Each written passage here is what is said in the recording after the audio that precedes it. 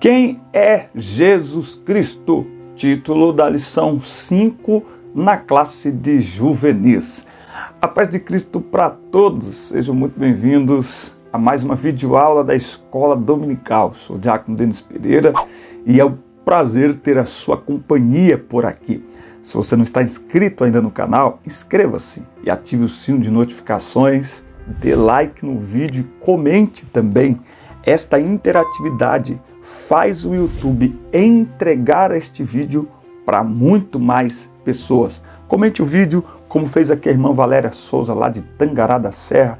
Que Deus abençoe esta cidade, os irmãos, o departamento de adolescentes ao Nada Eterno. Estivemos juntos aí há algum tempo e, se Deus quiser, em breve estaremos novamente. Também, sinta-se bem, Dri, Pedro Maia, Samuel Ferreira, Elidiane Santos, o meu irmão Irineu, lá de Piracicaba, Marina Guimarães, Dalvene Carvalho, Josiel Silva, Alexandro, Diego Rocha, Moisés Torre, Luciane Rocha, Edna Andrade, Rosemar Cosmo, Marina Guimarães, Jeane Tinoco e muita gente que tem deixado aqui o seu comentário. É importante, fale para nós qual efeito tem este vídeo sobre a sua vida, sobre a preparação da sua aula, como está a situação aí na sua cidade também em relação à pandemia. E vamos juntos, caminhando de acordo com a vontade de Deus. Bora para a aula, mas antes, roda a vinheta.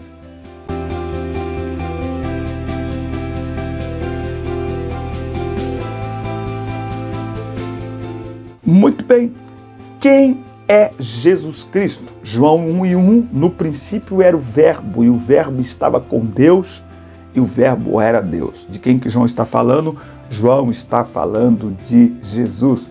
Quero lembrar a vocês que aqui na descrição dos vídeos tem todas as minhas redes sociais e tem 3 links para você entrar em grupos de professores da Escola Dominical, para você baixar materiais de apoio em PDF e também para baixar um material, um livro sobre relacionamentos, gratuitamente, o meu primeiro livro sobre relacionamentos. O link está aí abaixo. O texto em classe está em Mateus 1, do 18 ao 25, a introdução começa dizendo que hoje nós estudaremos sobre este tema, estudaremos sobre Jesus Cristo, ou esse tema conhecido como Cristologia. Vamos conhecer a pessoa e a obra de Jesus Cristo, e um dos motivos é para refutarmos a ideia de que todos os caminhos levam a Deus. E ele usa aqui na introdução uma palavrinha, quando ele diz que o Brasil é um Brasil de muitas religiões e o ambiente onde existe o sincretismo religioso. Você sabe o que é sincretismo? Você sabe o que é o Brasil ser uma nação religiosa e sincrética? Sincretismo é a fusão de diversas religiões, é a mistura de diversas religiões. Você sabia que existem apenas 3 religiões monoteístas no mundo que adoram apenas um único Deus? Isso mesmo, o islamismo, o judaísmo e o cristianismo. No cristianismo, há um só Deus, um só Senhor, um só Espírito, um só batismo, um só caminho, um só Salvador e mais nada. Nós cremos unicamente em Jesus Cristo. E ele diz: eu sou o caminho, a verdade e a vida. Por isso, é preciso ter muito cuidado com as misturas, com as fusões, com aquilo que está dando certo. É melhor a gente se misturar, senão a gente acaba desaparecendo. É melhor a gente se misturar, fazer certas alianças, senão a gente vai perder muita gente. É preciso ter cuidado.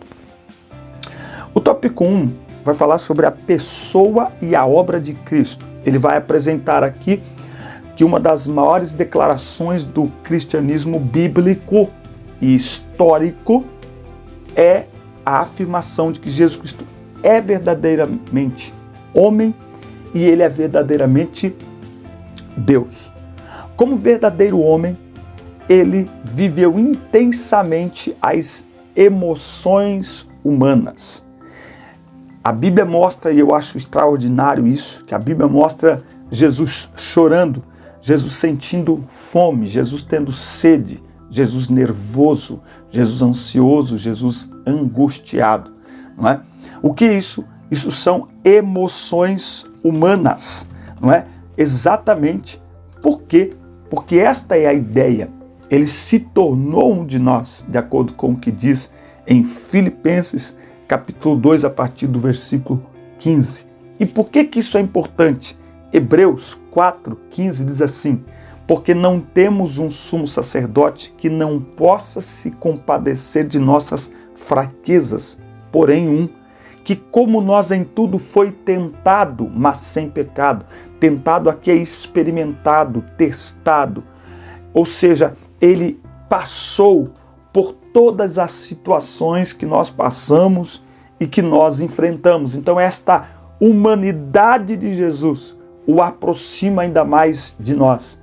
E talvez seja algo que esteja faltando em muitos cristãos. Humanidade. Entender que somos seres humanos. Também a Bíblia revela a divindade de Jesus. Então 100% homem, 100% Deus. Quando, por exemplo, ele perdoou pecados. Perguntaram para ele: escuta, mas quem é você que perdoa pecados? Quem és tu que perdoa pecados? Que ele disse: para que saibais que o Filho do Homem tem poder no céu e na terra e tem poder para perdoar pecados. Então o que vocês querem? Que ele levante e anda e acabou. Os teus pecados estão perdoados. Para ele é a mesma coisa curar alguém e perdoar pecados, porque ele é Deus. As Escrituras não se preocupam apenas em dizer quem Jesus era, mas também aquilo que ele veio fazer no mundo. De acordo com as Escrituras, o Deus encarnado não veio passear na terra ou conhecer mais de perto a realidade humana. Não, ele veio cumprir a profecia de redenção pronunciada pelo próprio Deus no Éden, lá em Gênesis 3:15. Em Lucas 19:10, ele afirma: porque o Filho do Homem veio buscar e salvar o que se havia perdido. Então, o que Jesus veio fazer foi buscar e salvar o perdido. Jesus veio para salvar. Foi para isso que Jesus veio. Eu gosto também de João, capítulo 3 e o versículo 17. A gente lê muito o 16, mas vamos ver o que diz o 17, que deixa muito claro isso também, que diz assim: porquanto Deus enviou o seu Filho não para condenar o mundo, mas para que o mundo fosse salvo por meio dele. Então Jesus veio para salvar. Essa era a meta de Jesus, o foco, o propósito e o objetivo de Jesus. Foi para isso que ele veio. Tópico 2. Nem todos os caminhos levam a Deus. O pecado colocou o homem para fora do jardim do Éden e o levou para distante de Deus, fazendo-o caminhar na contramão do céu. Iludido com a mentira de que todos os caminhos levaram a Deus, ignora o fato de que quem não sabe para onde vai, qualquer caminho serve. Né? Então, não tem essa que todos os caminhos levam a Deus. Tem o caminho da incredulidade, que é marcado por uma descrença profunda, onde se nega a existência de Jesus. Dizem que Jesus é um homem importante, um filósofo, um mestre de sabedoria, com palavras lindas e bonitas.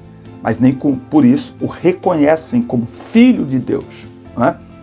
O caminho da religião tem levado inúmeras pessoas à perdição, não é? Porque a religiosidade não faz ninguém se aproximar de Deus.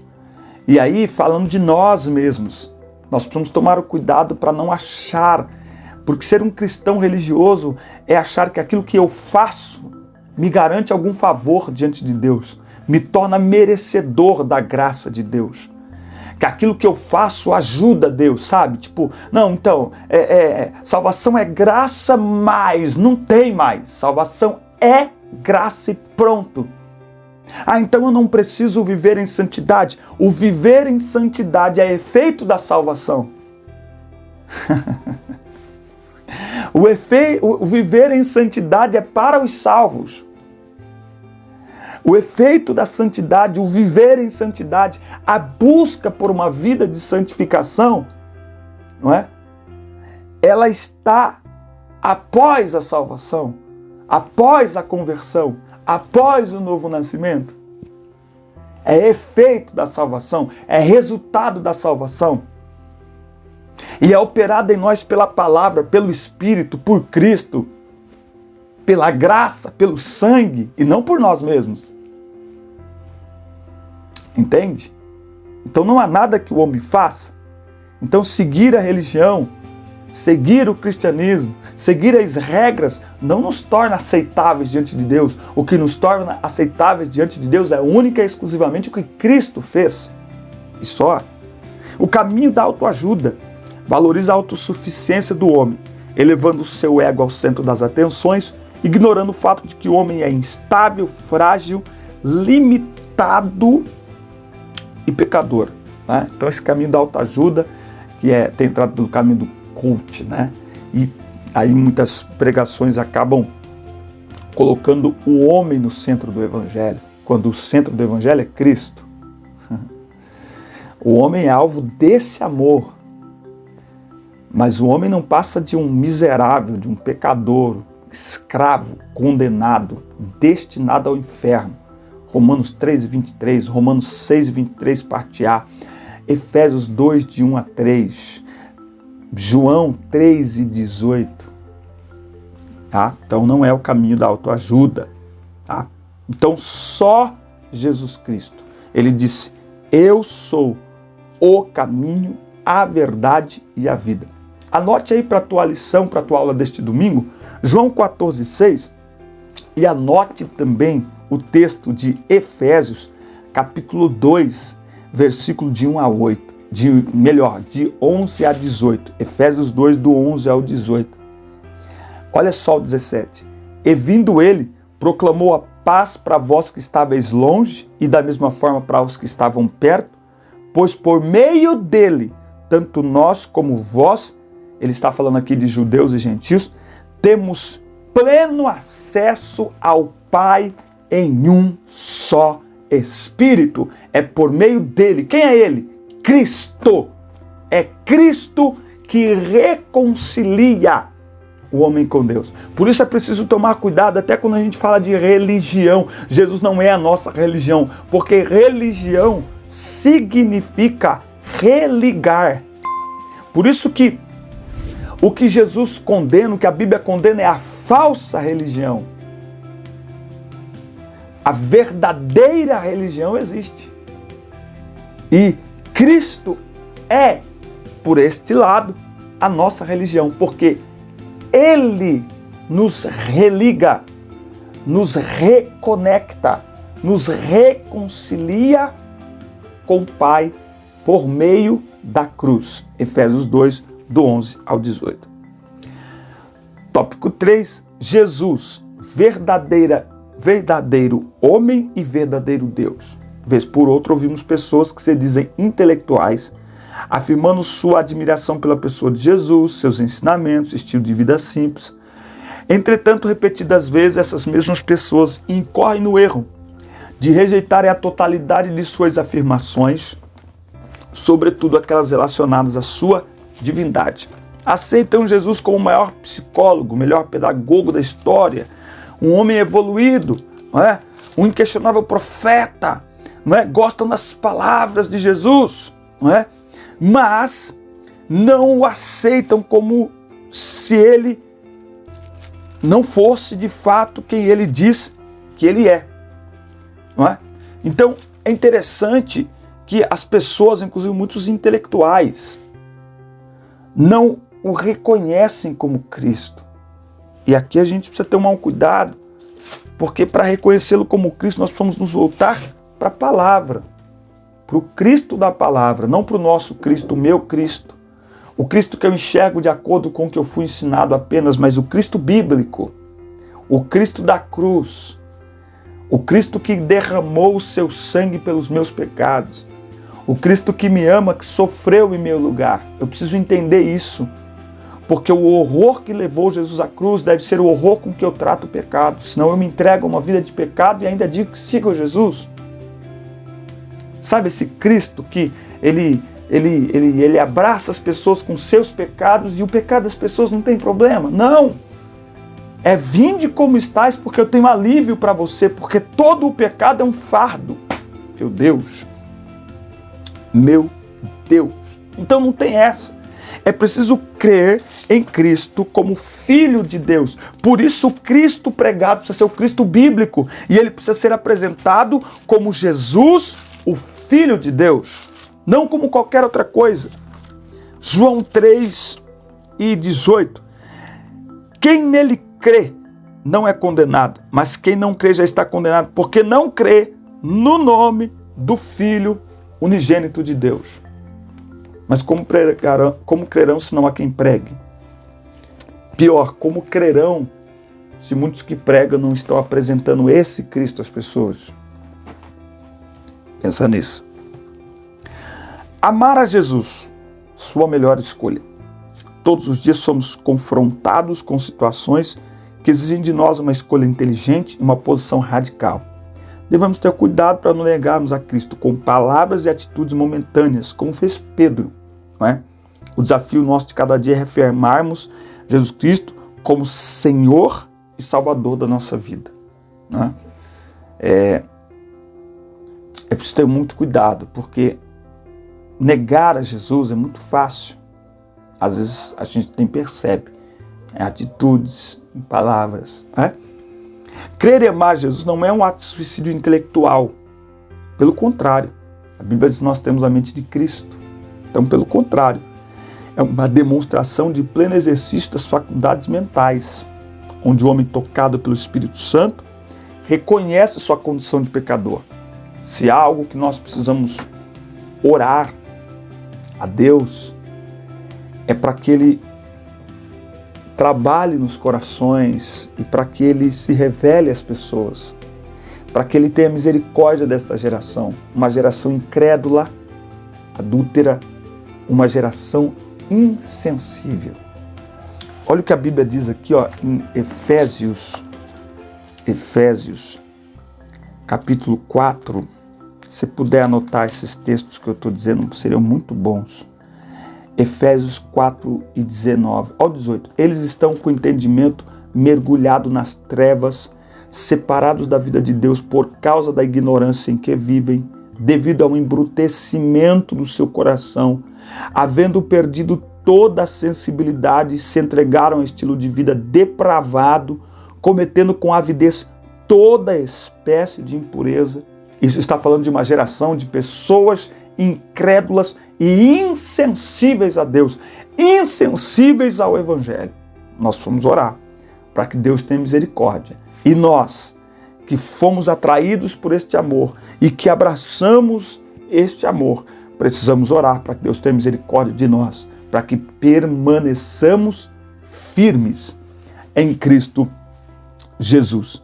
Por isso é muito importante, é isso que John Stott diz, que não devemos tratar a Jesus somente com títulos honrosos, mas seguir os seus ensinamentos. É aquilo que eu sempre falo, é uma pergunta que sempre fazem para mim, se é pecado chamar Jesus de você, né? Porque na Assembleia de Deus, tudo que a gente discorda é pecado, essa é a verdade. Se está certo, se não está certo. E Jesus vai dizer que o importante não é chamá-lo de Senhor, é praticar os seus ensinamentos. Naquele dia ele vai dizer para muita gente, e aí? Eles vão dizer, Senhor, Senhor, curei em teu nome, mas aparta de mim, eu nunca vos conheci. Ele disse para os hipócritas, por que me chamais Senhor e não cumprem o que eu mando? Então, a verbalização, ela precisa ser resultado de atitude. Aquilo que eu falo tem que ser resultado do que eu pratico. Não é? Então chamar Jesus de lindo, de maravilhoso, de formoso, de belo, do que for, não representa nada se eu não cumpro a sua palavra, se eu não amo a sua palavra a ponto de praticá-la. Chamá-lo de Senhor, de Rei dos Reis, do que for, não vai significar nada, porque são palavras vazias. Então chame-o como chamar, desde que pratique a sua palavra. Procure, se esforce para praticar a sua palavra. Porque quando praticamos a sua palavra, aí sim, nós estamos o reconhecendo como Deus, como Filho de Deus, como nosso Senhor e como nosso Salvador. E esse é o Jesus que cremos e devemos pregar. Aquele que é o caminho, a verdade e a vida.